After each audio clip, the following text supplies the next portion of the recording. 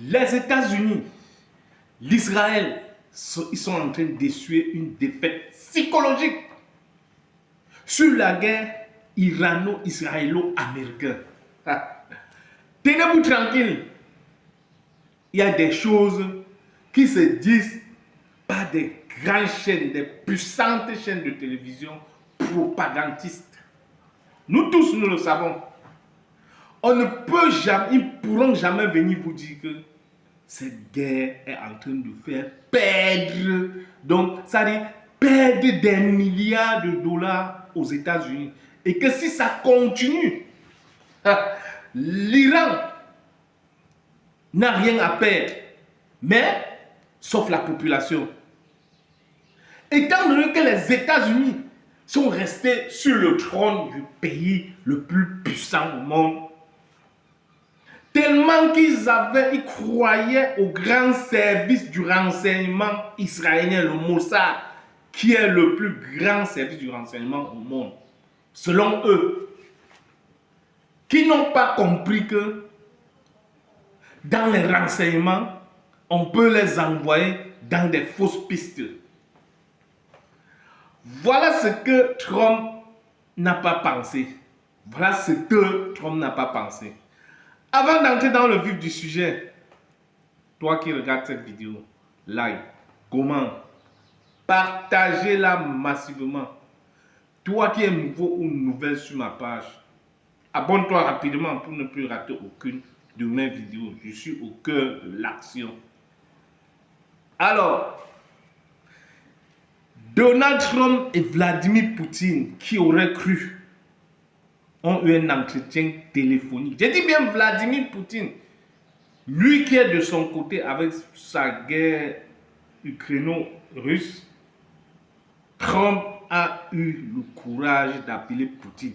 Poutine qui n'a jamais été indexé dans les négociations. Ça signifiait même que bon, on peut aborder Poutine pour qu'il essaie d'apaiser le cœur de l'Israël, des États-Unis et de l'Iran. Non. Mais curieusement, Trump a fait appel à Poutine. Ils ont eu un entretien d'environ 1 heure. Ceci s'est passé hier, le 9 mars. Leur premier échange de l'année pour discuter de la guerre en Iran, qui a déclenché depuis fin février. Voici les points clés de cet échange et du contexte actuel. Vous comprenez? Ça veut dire depuis que la guerre a commencé, Trump, il s'est levé. Vous savez, Trump, c'est un gros, c'est quelqu'un qui, quand il a quelque chose dans sa tête, rien ne peut l'arrêter. Il est l'homme le plus fort, il est le président de la plus grande puissance au monde, économiquement, militairement, donc tout, il est le président du pays le plus puissant au monde. Donc, ça, quand quelque chose lui vient en tête, non, il fonce.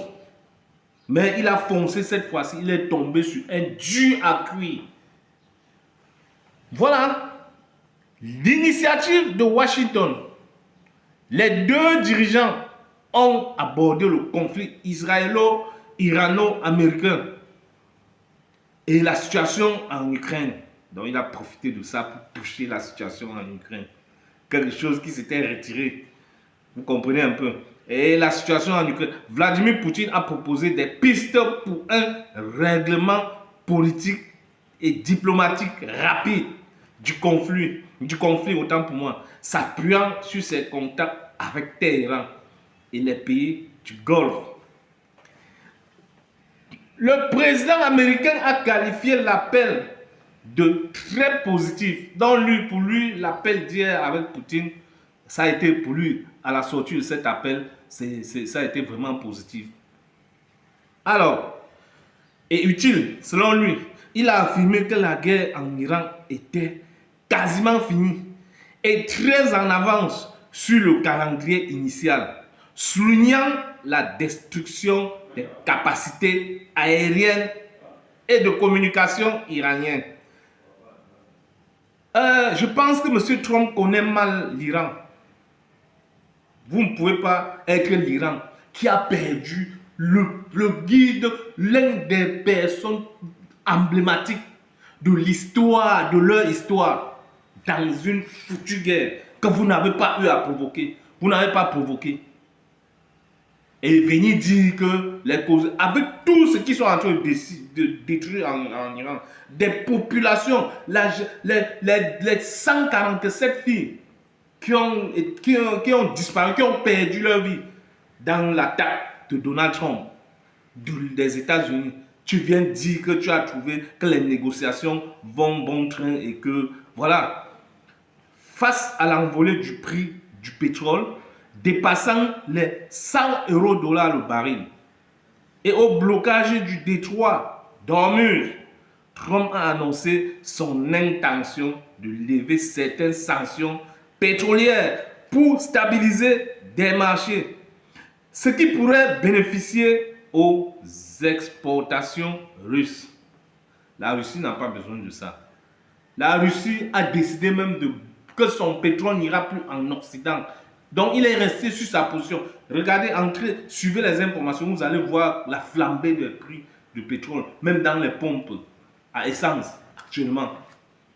Donc vous comprenez que même l'Occident, ils sont en train de rester tranquilles, mais ils doivent subir. Parce que je vous ai dit dans mes antécédentes vidéos que, voilà, l'Iran, c'est un pays qui est stratégiquement bien positionné et que on ne doit pas les toucher. Il ne doit pas avoir guerre. Parce que s'il y a guerre en Iran, qui doit mettre l'homme? Pourquoi Trump entre en négociation? Je poursuis. Le conflit a débuté le 28 février 2026 par l'opération Furie épique, ou Lion rugissant, les frappes conjointes américano-israéliennes visant notamment le programme nucléaire et ayant entraîné la mort du guide suprême, l'ayatollah Ali Khamenei. C'est ce que je venais de dire plus haut. Bien que la Russie soutienne officiellement Téhéran et ait dénoncé l'assassinat de Khamenei, cet appel marque une volonté de maintenir un canal diplomatique ouvert entre les deux puissances pour éviter une escalade régionale. Ils ont touché une région qu'il ne fallait pas. Ils ont touché une région qui détient, je ne sais pas comment définir. C'est là où les États-Unis prennent leur pétrole. Les États-Unis n'ont aucune ressource minière. Ils ne font que provoquer des pays comme ça là et prendre le pouvoir, prendre en capture certains gouvernements pour s'accaparer de leurs ressources minières et pétrolières aussi.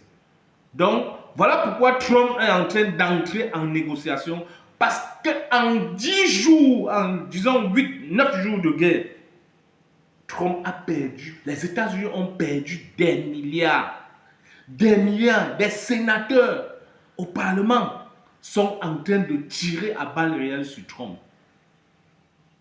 Parce que la majorité était contre cette guerre, contre l'Iran.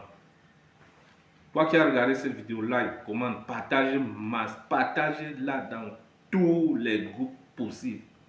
Toi qui es nouveau ou nouvelle, abonne-toi pour ne plus rater aucune de mes vidéos. Pompez-moi les cœurs, protégez mes vidéos, envoyez-moi des cœurs. Ciao, ciao. Pour